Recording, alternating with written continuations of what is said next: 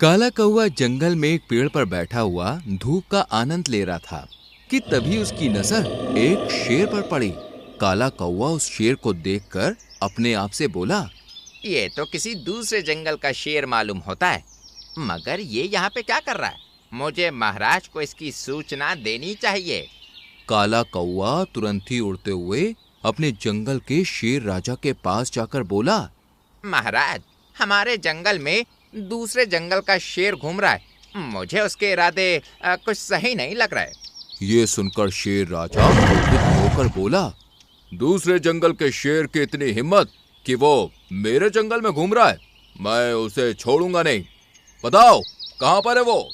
काला कौवा शेर राजा को उस स्थान पर ले गया जहां पर उसने दूसरे जंगल का शेर देखा था, मगर वहां पर कोई नहीं था। शेर राजा कौवे की ओर देखकर बोला, तुम तो कह रहे थे कि यहाँ पर दूसरे जंगल का शेर है, मगर यहाँ तो मुझे कोई भी दिखाई नहीं दे रहा है। महाराज, मैंने अपनी आंखों से देखा था। काले कौवे की बात सुनकर शेर राजा ने उस जगह का एक एक कोना छान मारा, मगर उसे कोई दिखाई नहीं दिया।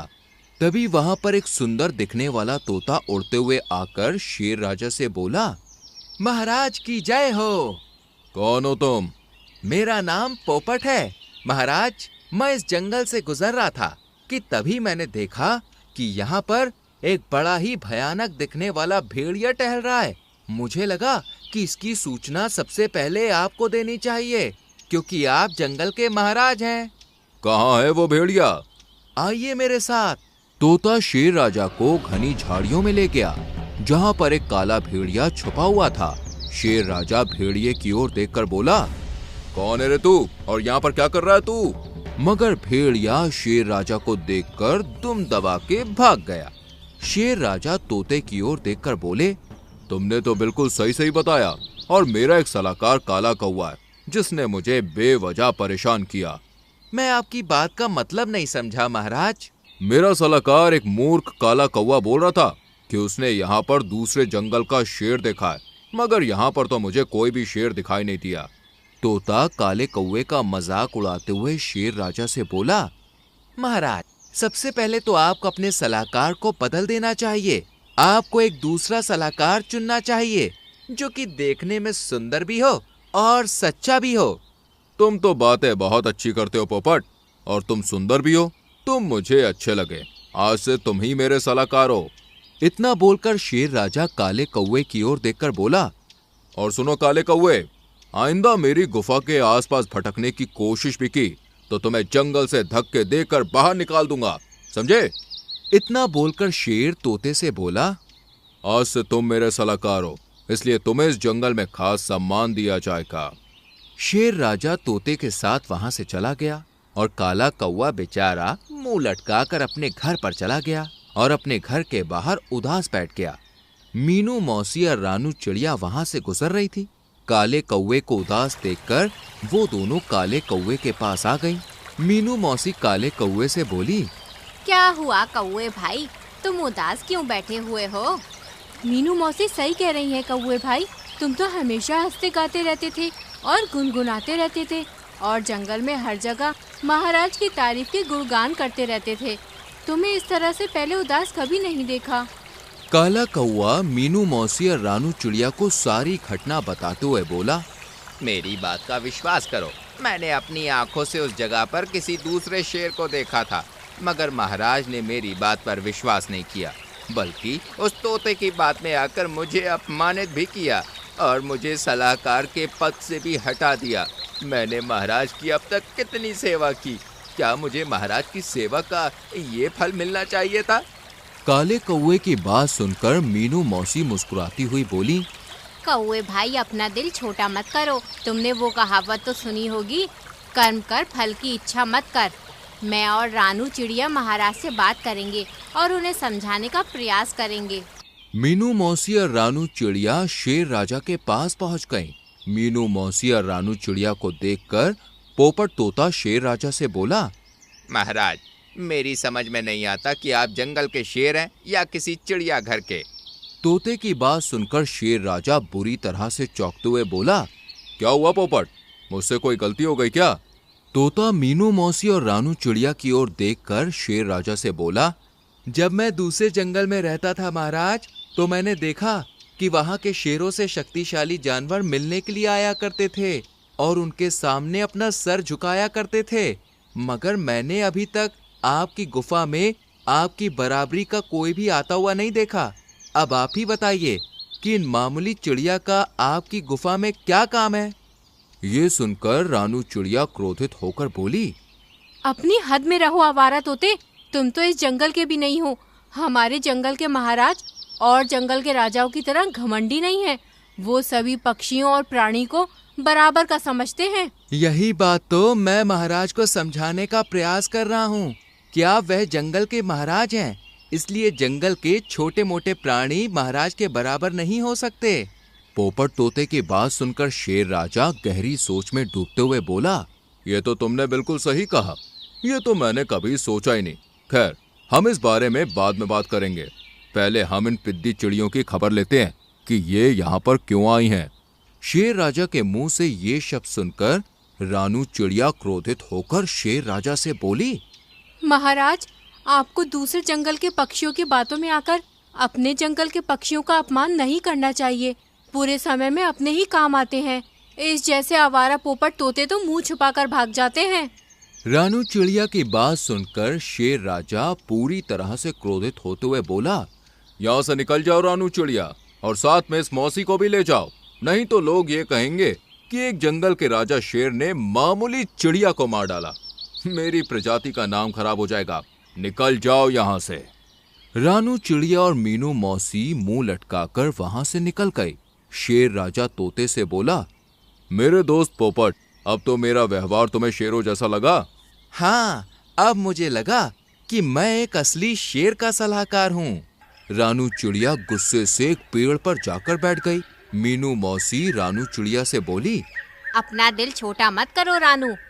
महाराज अपने आप को समझते क्या हैं? उन्हें कोई अधिकार नहीं सामने वाले को अपमानित करने का। समय का इंतजार करो रानू, महाराज को सब समझ आ जाएगा। कुछ दिन ऐसे ही बीत गए। पोपट तोते ने शेर राजा के दिल में अच्छी खासी जगह बना ली थी। वो दिन भर शेर राजा के गुणगान करता रहता है और शेर राजा अपनी ही तारीफ सुनकर खुश होता रहता है। एक दिन की बात है, शेर राजा अपने सलाहकार पोपट तोते के साथ जंगल में टहल रहा था कि तभी अचानक झाड़ियों से एक खूंखार शेर निकलकर शेर राजा के सामने आकर खड़ा होकर बोला, ना जाने मैं कब से इस मौके की तलाश में था मूर्ख शेर, आज मौका मिल गया। अब मैं तुझे मारकर इस सारे जंगल पर कब्जा कर लूंगा और जंगल के सारे प्राणियों को खा जाऊंगा। शेर राजा क्रोधित होकर खूंखार शेर से बोला, तुझे क्या लगता है कि तू मुझे ऐसे ही हरा देगा? अरे मुझे हराना इतना आसान काम नहीं है। शेर राजा की बात सुनकर खूंखार शेर हंसने लगा। तभी झाड़ियों से दो भेड़िए निकलकर खूंखार शेर के बगल में खड़े हो गए।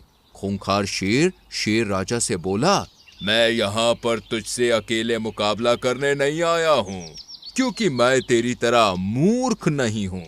अरे मेरे साथ साथ मेरे ये दो वफादार भेड़िए भी हैं जो तुझे चीर फाड़ कर रख देंगे। शेर राजा तुरंत पोपट तोते से बोला, पोपट, जल्दी से जाकर मेरे दोस्तों को खबर दो, उनसे कहो कि उनके राजा की जान खतरे में है। पोपट उस खूंखार शेर को बुरी तरह से देखकर डर गया। वो डरते हुए शेर राजा से बोला, नहीं महाराज, मैं ऐसा नहीं कर सकता। अगर आप युद्ध में हार गए तो ये खूंखार मुझे मार डालेगा। खूंखार शेर तोते से बोला, तू तो बहुत ही समझदार है तोते, मुझे यहाँ से जाने दो। नहीं, तुझे भी अपने महाराज के साथ मरना होगा, क्योंकि तू इस शेर राजा का सलाहकार है। अरे मैं कोई सलाहकार नहीं हूँ, मैं तो एक आजाद पक्षी हूँ जो जंगलों में घूमता रहता हूँ। जहाँ भी मुझे कोई ताकतवर दिखता है मैं तो बस उसकी तारीफें करता हूँ, उसके साथ हो जाता हूँ। आप अगर शेर राजा को हरा देंगे तो मैं आपकी तरफ हो जाऊंगा। तूने मुझे क्या इस शेर राजा की तरह मूर्ख समझा है जो मैं तेरे जैसे चापलूस और मतलबी तोते को अपना सलाहकार बनाऊंगा? अपनी जान बचाकर यहाँ से भाग जा, नहीं तो बेमौत मारा जाएगा। पोपट तोता तुरंत अपनी जान बचाकर वहां से उड़नछू हो गया। खूंखार शेर शेर राजा के ऊपर हमला करने ही वाला था कि तभी काला कौवा वहां पर पहुंचा। काले कौवे ने बड़ी ही फुर्ती से खूंखार शेर की आंख के ऊपर हमला कर दिया और पेड़ पे जाकर बैठ गया। खूंखार शेर बुरी तरह से तिलमिलाकर रह गया और गुस्से से बोला, मुझे कुछ दिखाई नहीं दे रहा, किस बेवकूफ ने मेरी आंखों पर हमला किया? तुम दोनों खड़े क्यों हो? उसे पकड़कर मेरे सामने लाओ। दोनों भेड़िए आसपास देखने लगे। तभी फिर से काले कौवे ने भेड़िए के ऊपर हमला कर दिया और वहां से भागने लगा। ये देखकर दोनों भेड़िए उसके पीछे भागने लगे। काला कौवा दोनों भेड़ियों को जंगल में बहुत दूर ले गया। वहीं दूसरी ओर मौका देखकर शेर राजा ने खूंखार शेर पर हमला कर दिया। खूंखार शेर को कुछ भी दिखाई नहीं दे रहा था। थोड़ी ही देर में शेर राजा ने खूंखार शेर को मार दिया। थक हार कर दोनों भेड़िए जैसे ही खूंखार शेर के पास आते हैं तो देखते हैं कि खूंखार शेर तो मरा पड़ा है। ये देखकर दोनों बहुत डर जाते हैं और दुम दबाकर वहां से भाग जाते हैं। तभी वहां पर काला कौवा शेर राजा की मदद करने के लिए मीनू मौसी, रानू चिड़िया और अपने दोस्तों को लेकर आ जाता है। मुझे क्षमा कर दो मेरे सलाहकार दोस्त, इसका मतलब तुम बिल्कुल सही कह रहे थे। खूंखार शेर काफी समय से जंगल पर मुझ पर नजर रख रहा था और मैंने तुम पर विश्वास नहीं किया। और मैंने तुम्हें पोपट की बातों में आकर बुरा भला भी बोला और तुम्हें सलाहकार के पद से हटा दिया। इतना बोलकर शेर राजा रानू चिड़िया और मीनू मौसी की ओर देखकर बोला, मुझे क्षमा कर दो रानू और मीनू, मैंने तुम्हें भी बहुत अपमानित किया है। महाराज, मैंने आपसे बोला था ना कि मुसीबत पड़ने पर अपने ही काम आते हैं। आप स्वयं देखिए कि आपका पोपट आपको अकेला छोड़कर भाग गया, मगर वही काला कौवा आपकी जान बचाने के लिए डटा रहा। मैं बहुत शर्मिंदा हूँ मेरे सलाहकार दोस्तों। मैं तुम्हारे पद पर तुम्हें दोबारा बैठाता हूँ और अपने जंगल में किसी भी विदेशी पक्षी या जानवर के आने की रोक लगाता हूँ। उस दिन के बाद से वो सब हंसी खुशी रहने लगे और इस तरह से काला कौवा जंगल का हीरो बन गया। तो दोस्तों, कैसी लगी आपको हमारी ये कहानी? अच्छी लगी तो लाइक और शेयर करके चैनल को सब्सक्राइब करें और बेल आइकॉन प्रेस करें। मिलते हैं अगली कहानी में, तब तक के लिए बाय बाय।